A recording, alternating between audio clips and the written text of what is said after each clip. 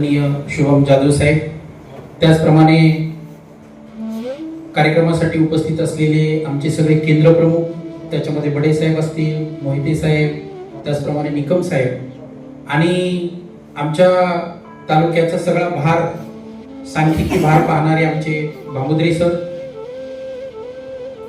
ज्या शाळांना बक्षीस मिळालेले आहे त्या शाळांचे मुख्याध्यापक, त्यांचे शाळा व्यवस्थापन समितीचे अध्यक्ष, पालक, ग्रामस्थ, सरपंच आणि सर्व मान्यवर.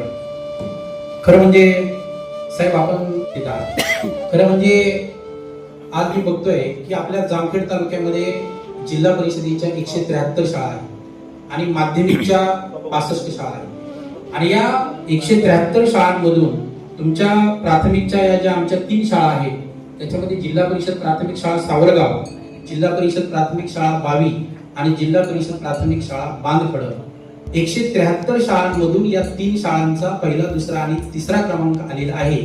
ही फार मोठी अचिव्हमेंट.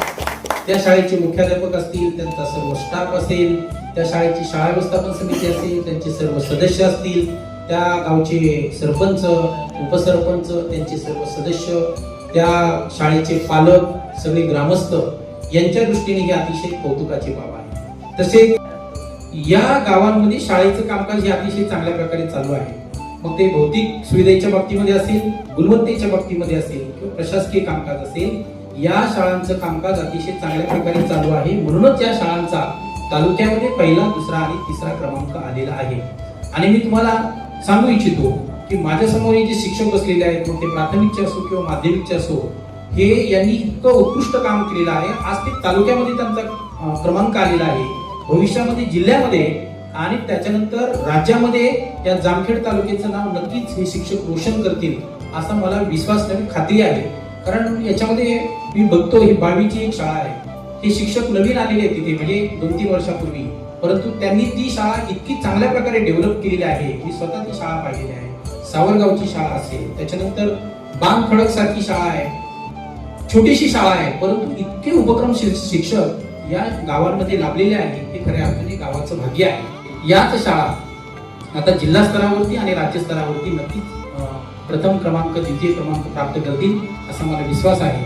आता हे बावी असेल किंवा बांधखडक असेल, सावरगाव असेल, या शाळेचं नुसतं याच कामामध्ये नाही तर गुणवत्तेच्या बाबतीमध्ये सुद्धा जामखेड तालुक्याचं नाव अतिशय या शाळांनी पुढे नेलेलं आहे.